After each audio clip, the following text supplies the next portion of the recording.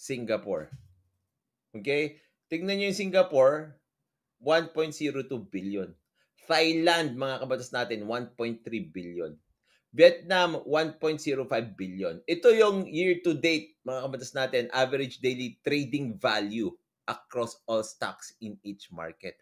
US dollars ito. Daily trading value. Average daily trading value, mga kabatas natin. Vietnam, 1.05 billion. Indonesia, 0.91 billion.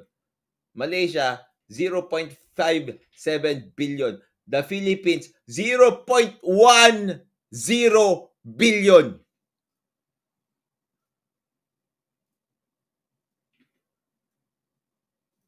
Zero point zero one 0.10 volume. Yan yung yung billion. Yan yung average daily trading value.